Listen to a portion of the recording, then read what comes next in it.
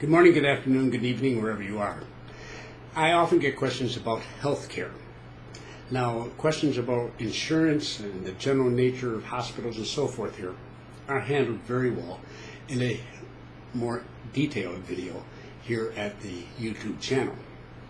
So I'm not going to deal with that. Instead, I'm going to deal with two concerns that occasionally come up. One is, how do I find a doctor? And secondly, suppose my doctor doesn't speak English and I don't speak Spanish. What do I do? Okay. The first one, outside the Panama City metropolitan area, which the metro area has 50% of the country's population, actually a little bit more than that. You have the rest of the country with the remainder of the population and spread out with smaller cities and towns and villages and so forth. If that's where you're interested in relocating, then just ask expats, any expats in the area. You can find them in restaurants and stores. There may be a social event going on of some sort. You usually can figure out that such and such a person looks like an expat, and you just go up and say, "I'm sorry, are you an expat?" And you say, "Yes, I do that." And they say, "Do you live here?" And I say, "Yes." "What do you do if you have a health problem? If you need a doctor?" And they'll tell you. They're the experts. They know. And there aren't going to be dozens of possibilities in that particular area because it's lightly populated. So if you ask that 3, 4, 5 times different people, you're probably going to end up with a very good understanding of what's available by the time you're done. And that includes, by the way, English-speaking Panamanians who certainly are as health conscious as you are, can be every bit as cost conscious as you are too, and who obviously have plenty of experience in this same area.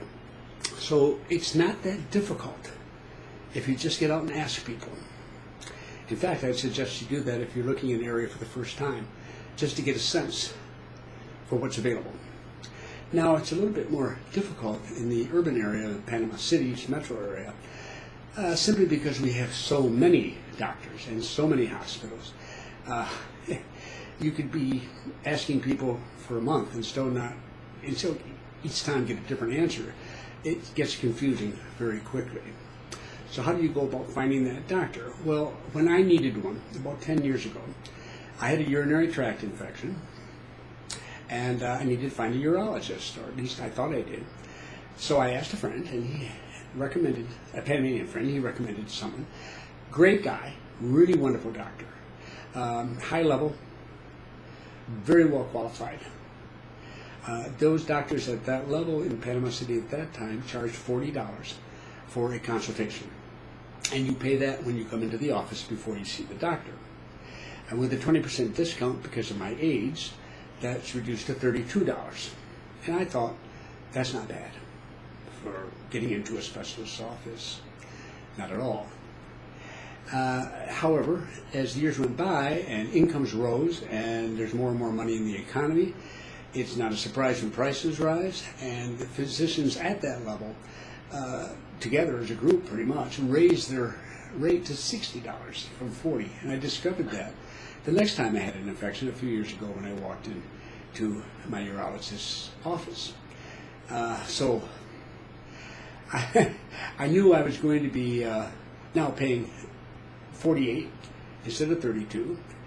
It was a 50% increase, a little disturbing, but worse yet, I was going to have to pay it twice. Because the first time I go in for the consultation, he gives me a prescription for a lab test, in this case urinalysis, and another prescription for the drug, if justified. My job is to take that prescription for urinalysis to one of our what are called clinical laboratories here, and they're everywhere. They're probably within easy walking distance of the office of the doctor. And you take it in, they take the test, they give you the results. The one where I do it here emails the results to me, or I can pick them up. But even if I pick them up, they still email them to me. So those happen very quickly. I took mine in, last one in at 10:30 in the morning, and they promised results by 1 p.m. and around 12:30 in my email popped the results. So with that, and your doctor then gives you the prescription. If he's already given you the prescription for the drug, he says go ahead and use that if it's the correct one. You go back to him, though, and you show him those results. So you're going to pay for another consultation. So it's consultation, tests, consultation, prescription for drug, and on your way. About 10 days ago, I began to feel these symptoms again. I thought, oh boy, here we go. I've been down this road before. Now I'm going to have to pay $48 plus another $48 for the second meeting. That's $96 plus the test and the medication for something that I almost is going to be a carbon copy of the last 2 times, or so I suspect. And that's sort of frustrating. I look at urologists because, you see, mine has seen fit to retire, and so this practice. So I'm out there looking at different urologists at different hospitals here, and I have no idea who's any good at all. And then I remember that we have a new service, or have had the last couple, 3 years, which is also found in the U.S., and I know in a number of other nations as well. And these are clinics that are set up in high foot trafficked areas, shopping malls, for example. And you walk in without an appointment. There are no appointments. And you just wait until you get to see a doctor. The doctor will be what we in the U.S. would call a general practitioner. Here, I believe it's a doctor of general medicine. An internist is another phrase. These are well-trained doctors, but they're not specialists. They can deal with probably the great majority of problems that walk into their office.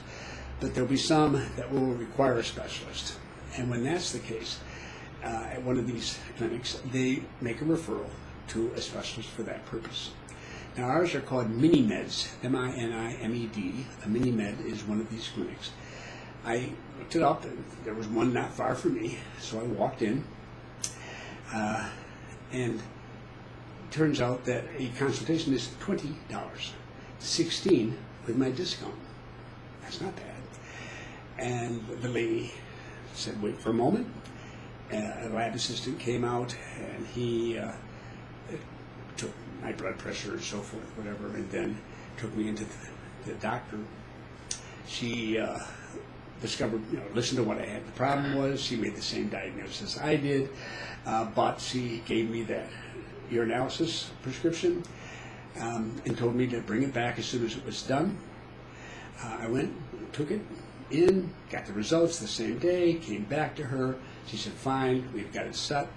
The prescription I gave you for medication is good. Use that. If you have a problem, come back.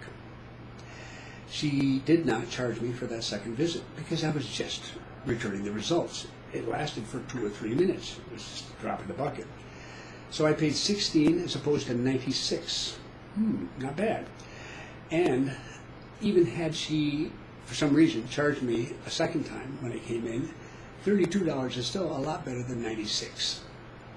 So I am now sold on mini-med. I really like it. And my attitude is if I come down with something, anything that upsets me and I don't know what to do about it, or even if I know a specialist involved with it, I'm going to go to mini-med first. Because I like the idea of a medical doctor taking a look at what I've got available, what knowledge there is there, and making a decision for me. Because if I have something unusual, the last thing in the world I want to do is try to decide which specialist I need to see. I don't want to go and spend $48 to sit and wait in the waiting room and go in and sit in the doctor's office only to discover I really need another kind of specialist. So I can get that kind of information for $16. Oh, fair enough, not a problem. That's one good way to deal with it. Now, in Panama City, we didn't have a few years back, but we do have it now, and I can testify to it being a successful affair. They have, I might add, 10 offices now. One outside the city in the east, toward Lake Bayano, a place called December 24th, an unusual name. The other in Chorrera, which is a suburb of Panama City's, further to the west. The other 8 are in between, basically in the prime urban area. If what happens elsewhere, what has happened elsewhere, happens again with this, which is very likely. If it's successful, they continue to expand, and eventually the provincial capitals will have these mini-meds as well. It's very common in a society where economy is growing very quickly and income levels are rising. one thing that happens is that prices do rise because the market can bear that cost. However, there are people in the market for whom this is a very painful experience because their incomes haven't risen. And retirees on fixed incomes, for example, are a good example of that from expatriates. But the same for Panamanians. And this hurts. So when that happens, whereas one market is now satisfied, there's another piece of that market that isn't, and something in the market economy, as we have here in Panama, the private sector steps into the role, and this is what happened. Mini-Meds came along, and now they provide a service much less expensive to the general public, and it's the way it works. And I just think it's wonderful. I think it's great.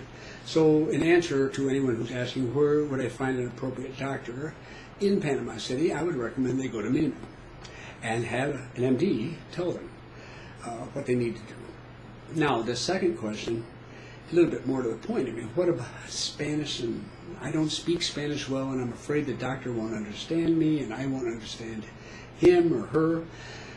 And people, I see themselves get all tied up into knots here. They're sending out all sorts of emails. They're scared to death. I mean, they're just really, amazingly enough, they really get worried about this, as if somehow they're in this strange foreign country and doctors will get angry with them or something. No, it's sort of sad to see them go through that.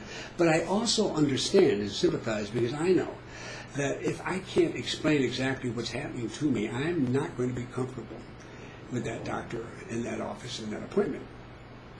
So, even though I may speak substantially more Spanish than most newcomers do here, when I was going to go down to Mini-Med, I thought, well, I might run into a doctor who doesn't speak any English or speaks very little, and I don't necessarily know all the vocabulary words for urinary tract infection and things of this sort.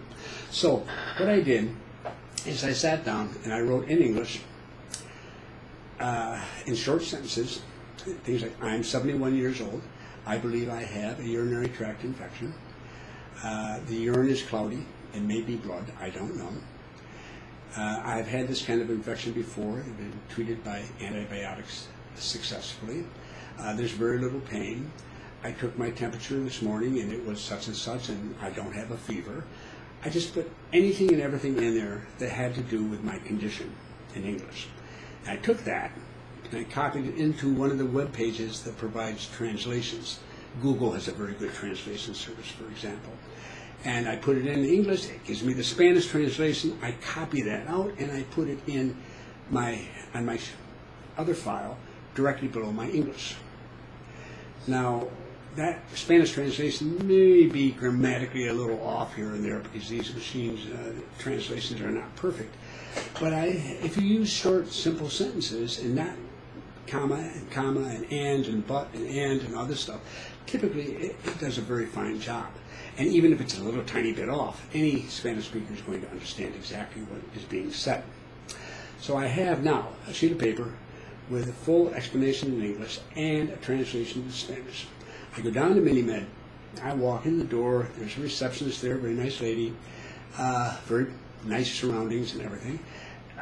She says, hello. And I say, I'd like to see a doctor, and I hand her that paper. She reads it. She immediately understands what my problem is. She have a seat.